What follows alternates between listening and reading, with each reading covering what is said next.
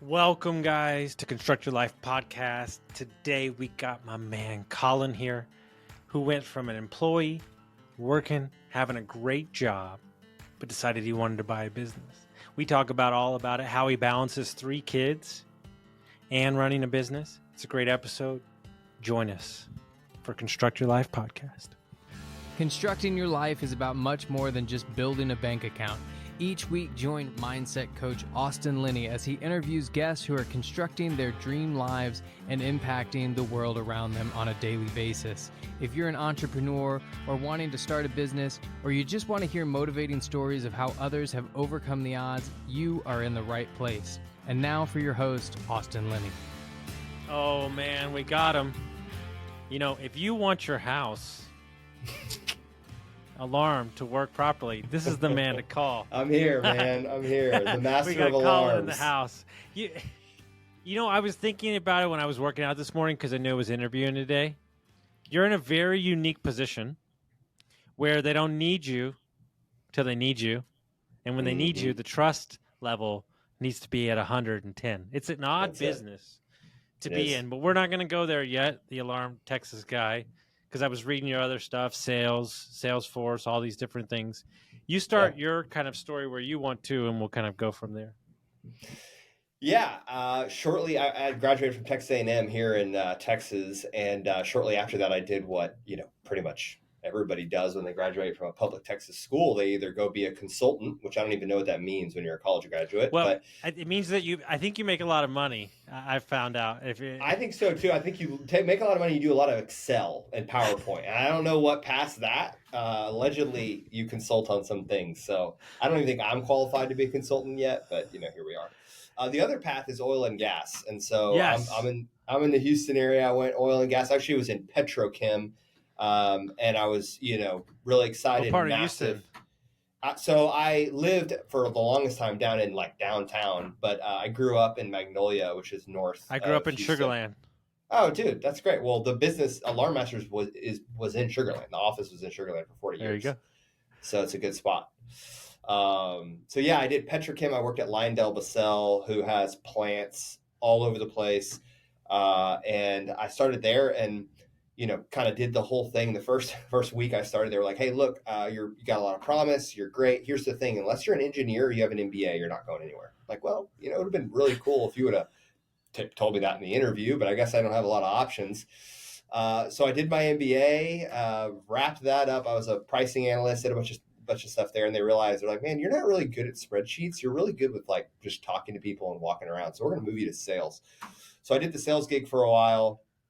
It was your kind of typical golf, breakfast, lunch, dinner, take customers out thing. And that was cool. But these contracts are negotiated over 5 years, 10 years long. And so if you don't have a contract coming up, there's not a lot to chew on. So I ended up bouncing out of that space and going to a startup that supplies door reader technology into the security space. So they're the manufacturer. And they're a cloud software company. So they don't manufacture they do manufacture some hardware, but they're mostly a software company.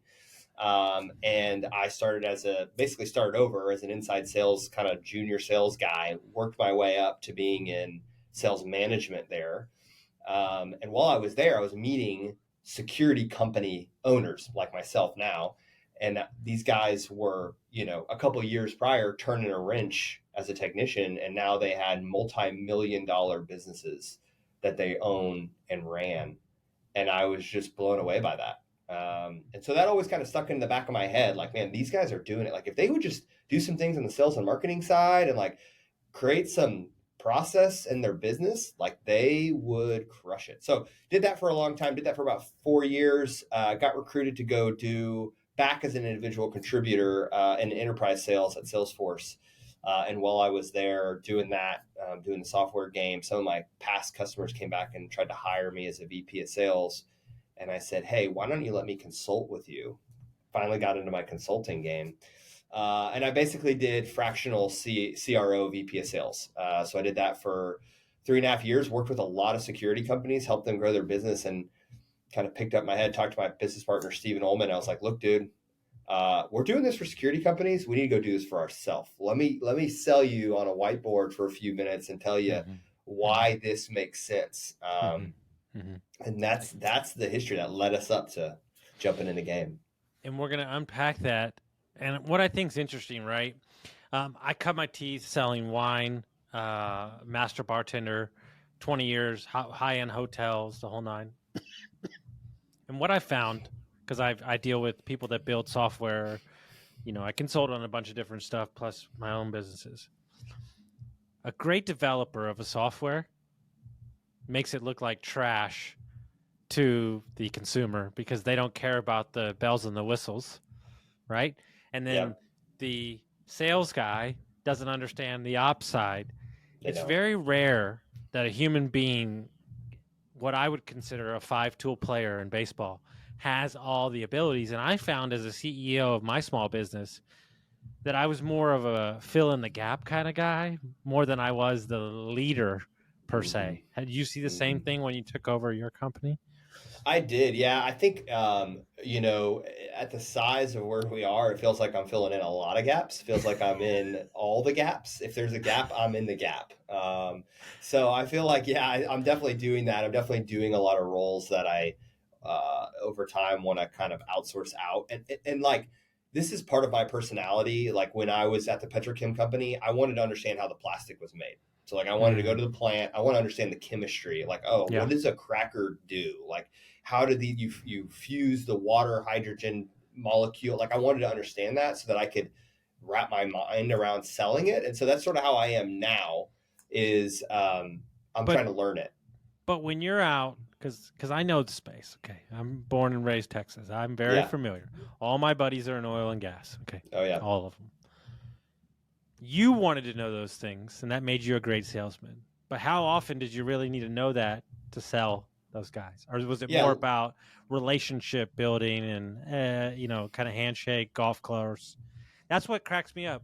That's why I know you're going to crush it as a business owner, because you didn't want to just know the one layer of sales. You wanted to understand everything. So if the moment came up, you could fill in that information if need be. That's right. Very few times did I have to use that knowledge when I was in sales. To answer your question, I did use it, but I didn't have to do it a lot. But the fact that I could hang with these customers when they weren't like, oh, I got to dumb this down for the dumb sales guy. They were like, oh, okay, he kind of understands what I'm talking about. That bought some rapport. And then conversely, like on the alarm side, like I came in with a lot of security experience because we'd been consulting for them, and we had also been, I'd been in the space.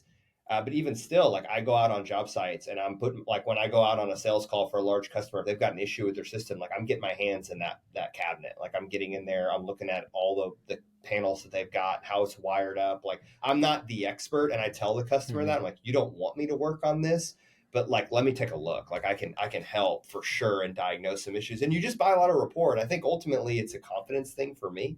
I think just in general, like I feel more confident if I can know more about it. But what's funny though, at Salesforce, they did not want you to do that. They discouraged you from understanding the technical side of the product.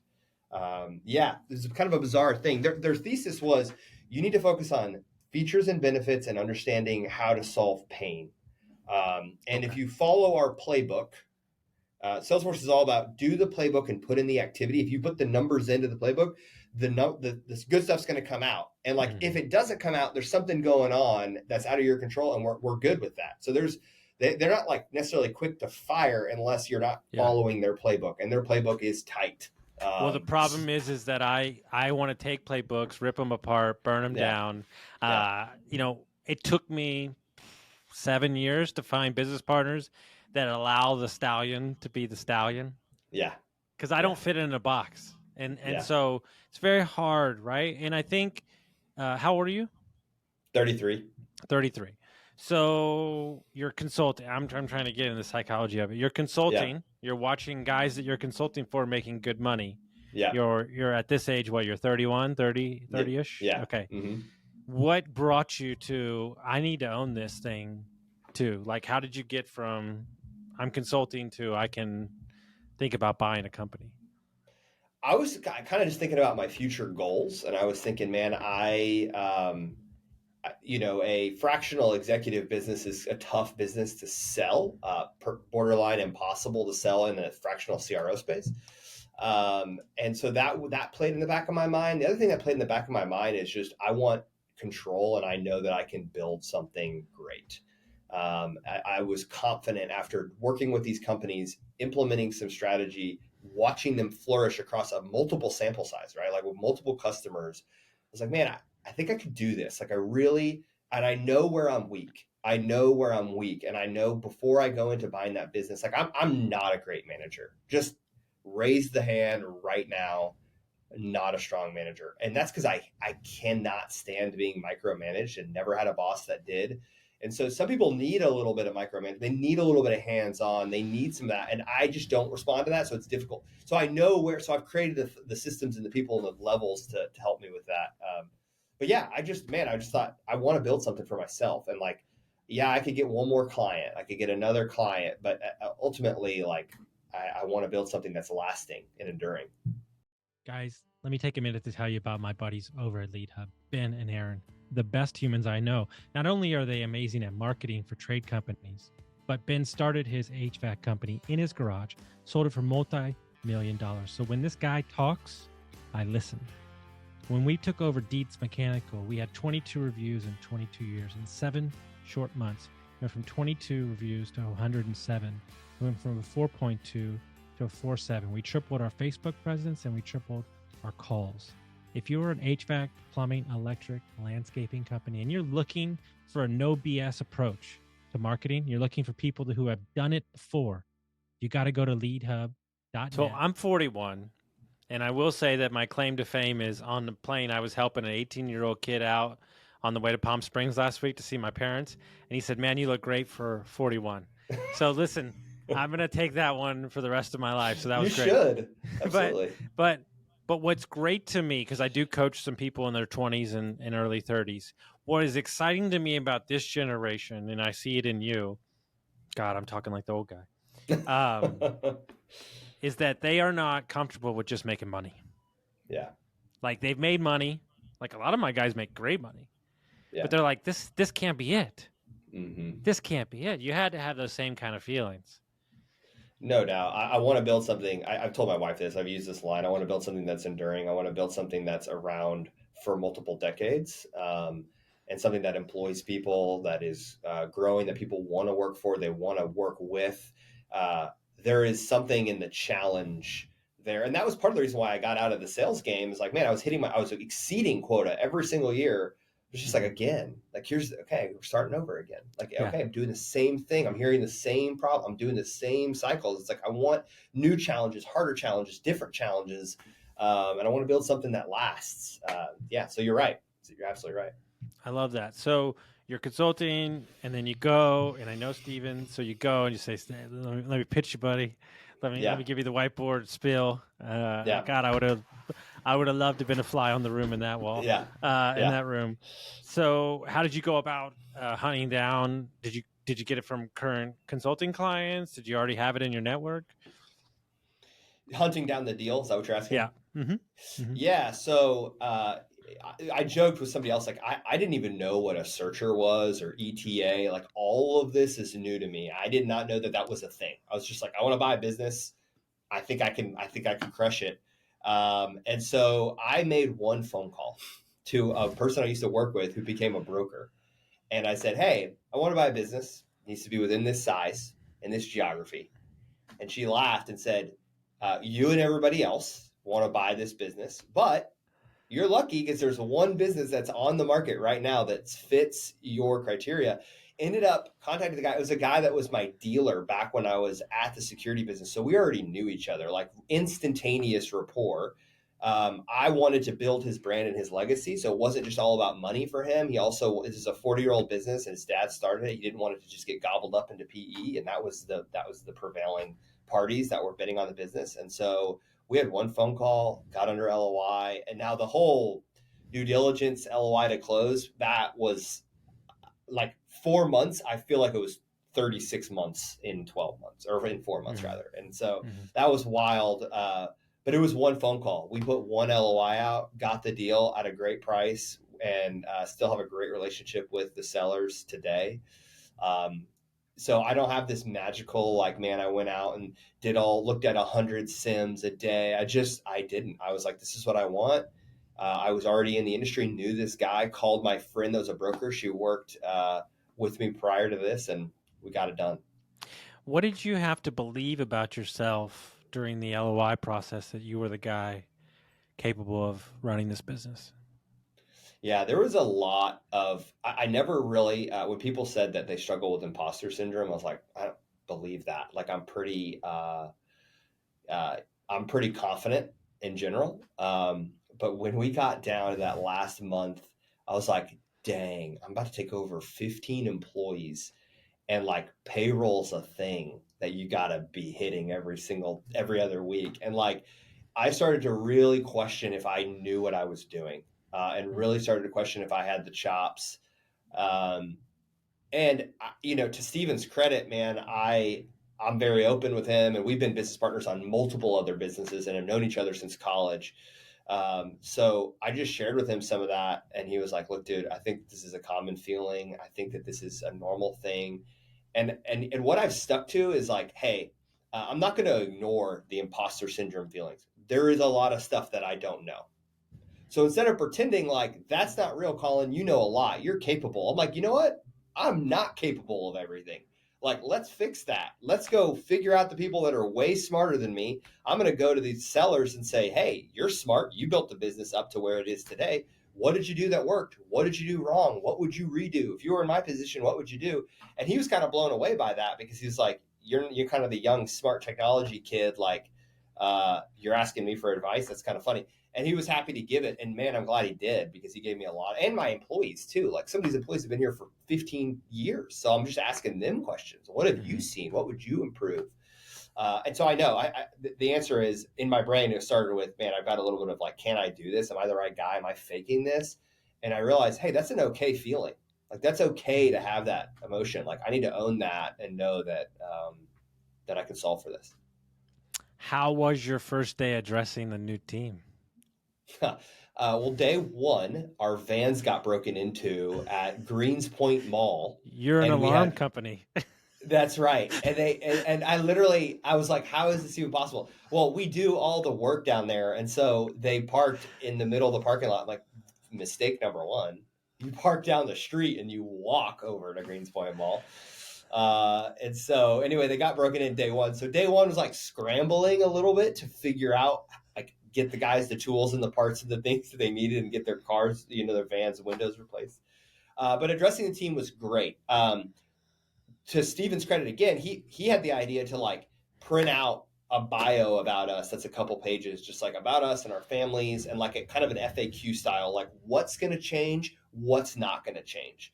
Hand that out to them, let them read it, absorb it, think about it, and then have the conversation that kind of answers those questions. And it went great. We did not have a single employee leave as a result of the ownership change, which is great. We've definitely had employees leave, and we've definitely, done some of that, but none of that was as a result of the ownership change.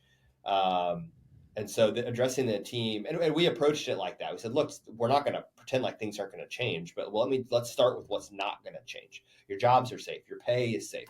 Your role's probably going to change a little bit, but you're going to be trained on those roles, and you're going to know. And you know what else?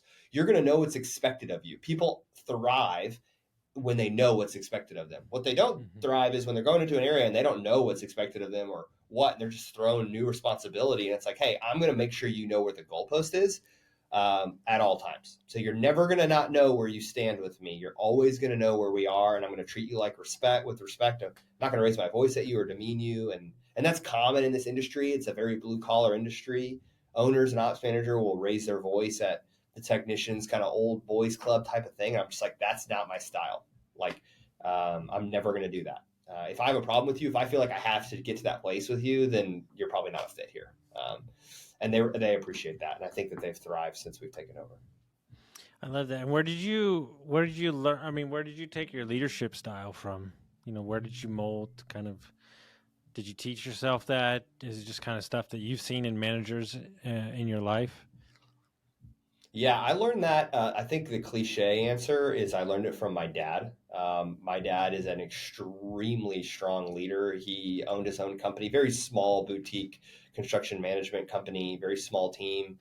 I had two brothers, so you got three boys with really strong opinions. Ran a construction management business. He's an elder and a leader at our church, and so he is started the church, and so he has had a lot of leadership experience and he has taught me a lot of that. He's instilled a lot of leading from the front. Servant leadership is like one of his favorite concepts in the entire world.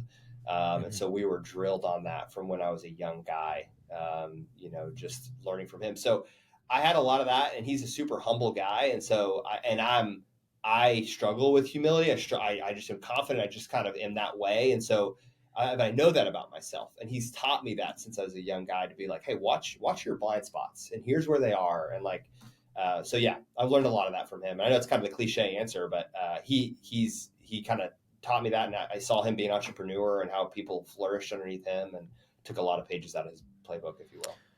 So before you close on the business, and as you sit today, before that, and then as you sit today, what was easier than you thought with the business than you thought beforehand? Yeah, some people are going to hate this answer. What was easier was sales. I'm already a sales guy, but I thought, man, having to get your own deals, and like they had no marketing, no sales, they had no anything. So it's like that's going to have to be a problem.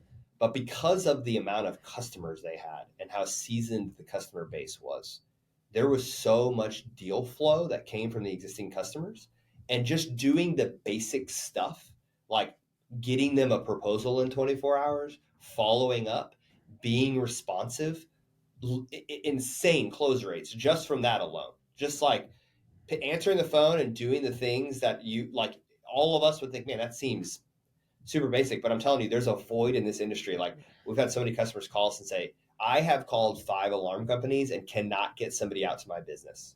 Like, will you come out this week? I'm like, I'll come out right now. Like, can we meet there in an hour? And that goes a long way. And like, there's some basic stuff I know, like 75% of deals that are accepted are the first one that's in, regardless of price, right? So I'm like, man, I just got to get the deal in quick. Like, I just get the proposal in fast. So the sales thing was a little easier. I thought it was going to be a really massive challenge to like create a deal flow, create pipeline. We've not had a real issue with pipeline and deal flow. So I would say that was easier than I was expecting.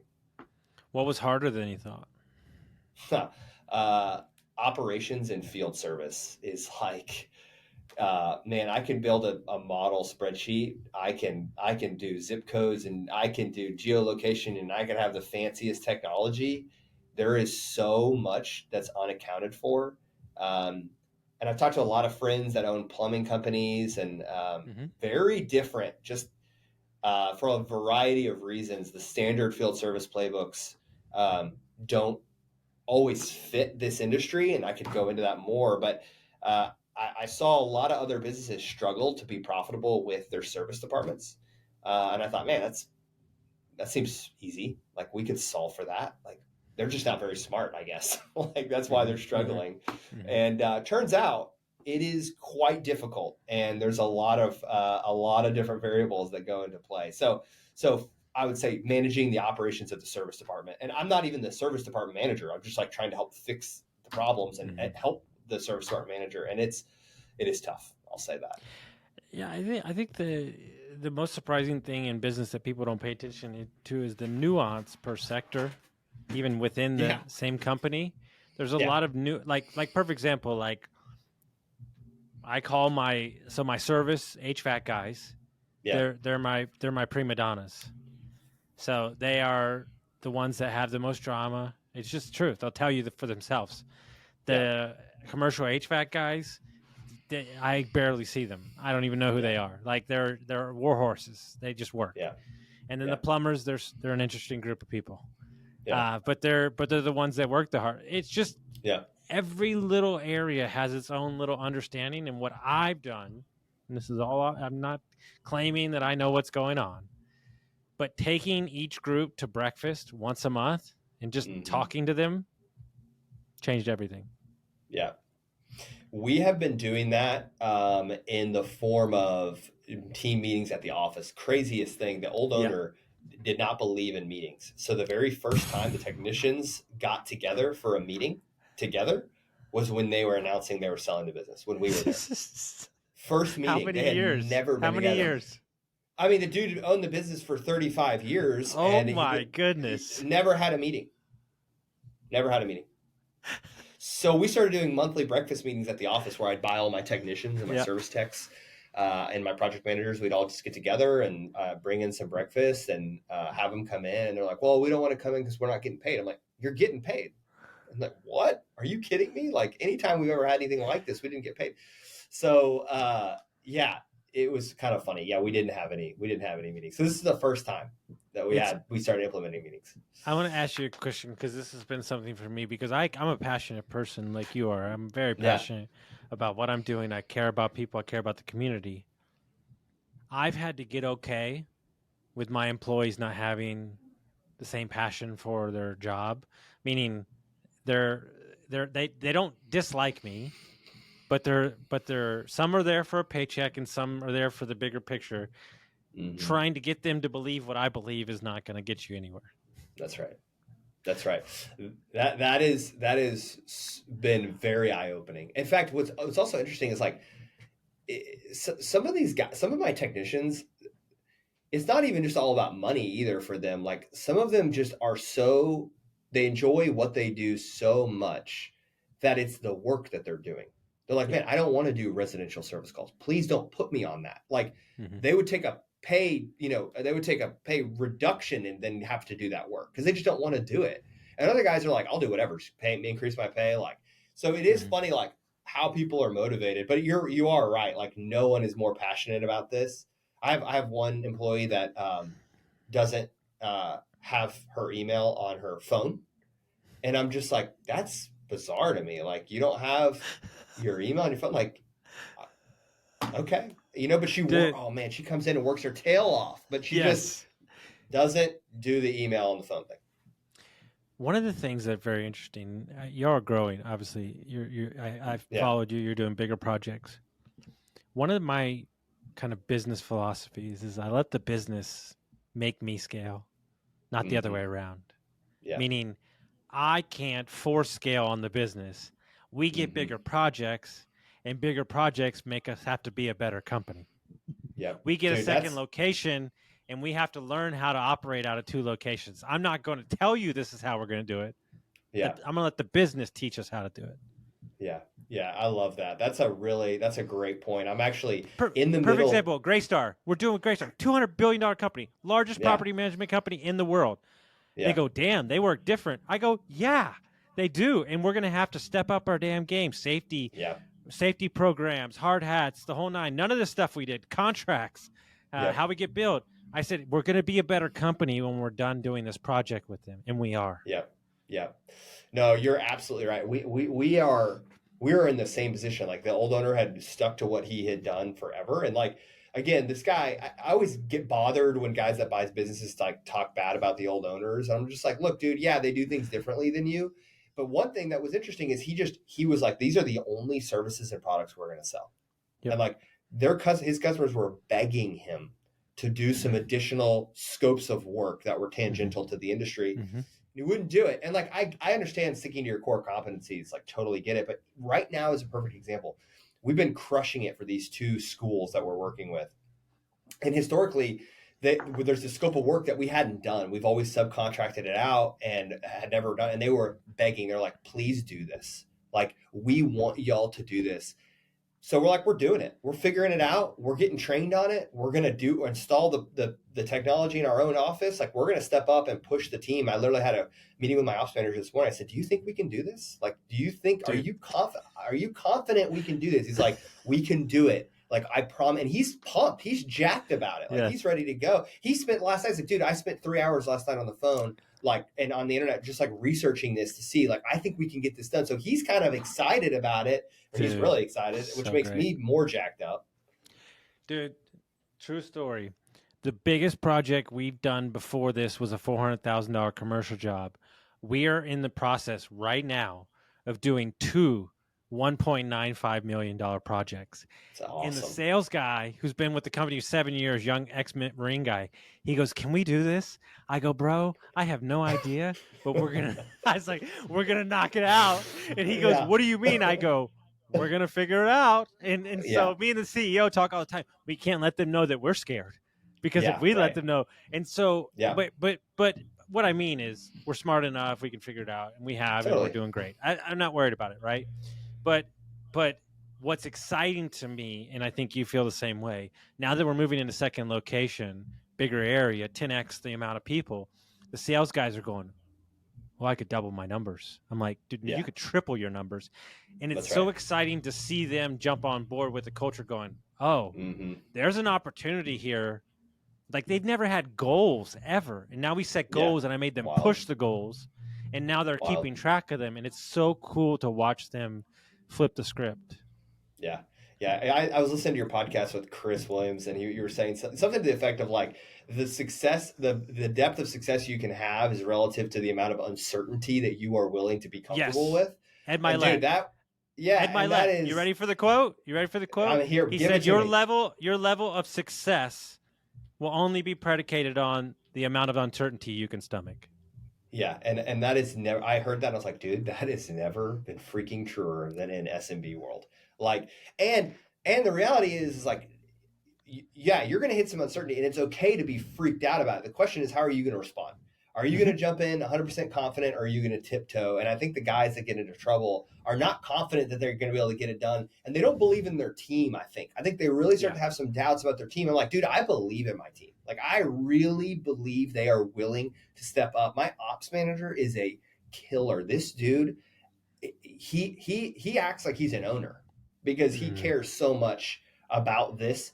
And I've given him a lot of promotions, a lot of like additional responsibility. So the trust goes both ways, right? Like I'm pouring into him, he's pouring into me. Like he's all about like this company and doing what's best. And like on his own time, he's working on this stuff. And that really gets me excited because I'm like, I believe in you and I believe in your leadership of this team, of your technicians. I think we could go do this new scope of work. And this is not talked about enough. Look, I have a conversation in a couple hours. It's about to be very uncomfortable. We're hiring right now, probably like 4 to 5 people. There's a guy that I went after, big dude at one of our competitors. This is a huge hire for us. He wants to be a manager in a couple years. He wants to remove what he's doing, but he doesn't want to touch a part of the business that a manager would have to touch. And so I could literally say, okay, he'll figure it out. But then I thought, he's already pushing me back now. Yeah. He's just going to push me back later. That's and right. I think he's too comfortable where he is. So I'm going to turn him down. And then in 6 months, he might change his tone. That takes a level. We've never had somebody like this on our team. It takes a level of certainty that we're going to figure it out, that not a lot of business owners, they would cave to this. But then I'm going to have to answer to this problem 6 months down the road. Yeah. Yeah, no doubt. You got it. Your team's got to believe in it. They almost have to be pushing you to do it. And it's back to your original thing. It's like, I'm going to wait for the business to make me scale. Well, part of the business is your team. So when your team is pushing and is ready to grow and do new and different things, that should be, a yellow flag as an owner. Like, okay, we're ready. Like this team is ready to go. You believe in the team. They're believing in it. Like, let's go give them a new challenge. And ultimately, like, people care about the work. They care about the work. They want to be challenged. They want to be pushed. They want new and different things. And so, yeah, I agree. So do you have kids or no? I do. I have 3 girls. Yeah. Oh my goodness. Okay. So how do you sold Steven, but you had to sell your wife. I'm an owner now. I don't have defined hours. Did y'all have a conversation beforehand? Like we did, man. My wife, she's a saint, dude. She like the first time I decided to become an entrepreneur and I left Salesforce, we were pregnant with our second girl. And, I was like, hey, about to go full time in this thing. I'm about to leave the surest job you could ever have. Like I was about to move up into management. Like it was a whole thing. This time we were pregnant with our third daughter. And, she was like, hey, I'm not concerned about the money and the stability. What I'm concerned about is you being at home and being present. And so like, we need to build guidelines around that before you buy this business. And so we had a really honest and real conversation about that. And I was like, no illusions. Like, I'm going to be working a lot of hours. But here's where those can fit. And like, the more that I like have done this thing, like this whole, you're working 80 hours a week and you have no control is a fallacy. You do have control. You have control. You can decide what you work. There are consequences for that, but there's consequences in work and in personal life. And so I made the decision to say, hey, this is the structure at which I'm going to work. These are the hours that I'm going to work. Here's when I'm coming in. Like, I will not go into work. I'm going to get my girls up from bed every single morning and make them breakfast. That is a non-negotiable for me. So I'm not taking meetings before 8 o'clock, really. Like, I'm getting them up at 7 and I'm not going anywhere or leaving my house till 8 o'clock. So like, that's a non-negotiable. I'm not doing it. And, there's some consequences for that.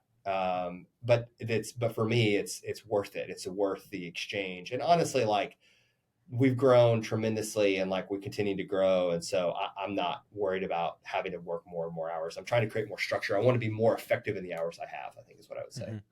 What's the long-term plan for the current business? Is it to acquire more? Is it to grow the organic footprint? Kind of, what are you thinking as you push down? Where are your head's at right now? Yeah, but I would say both. And we want to grow organically. We're trying to grow organically. We are.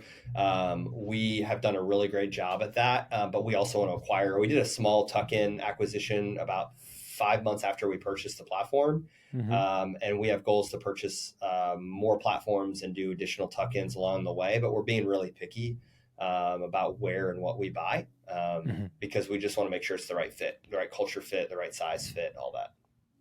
It's amazing how much pickier you get after you own a company. No doubt, man. The amount of stuff we've learned and like the stuff we just totally whiffed on during due diligence. And I don't know that it would have changed our mind, but like it definitely would have been good to know. We actually reset our business plan twice in the last 15 months because there's nobody in the area besides getting their database that I would want to own for their reputation. So why would I go buy them? Yeah. The only reason I would buy them is for assets and locations. And unless they're going to sell to me, it doesn't make sense. I'll just go do it myself. Do it yourself. Yeah, no doubt. Yeah. I mean, and that's what, and I know it's an easy thing to say as him and I sit here and we own a business now, but I would rather you buy the right business on the right terms than buy something and have to clean up the mess. Because I've been cleaning up the mess for 15 months and I feel like I've been in war for 20 years.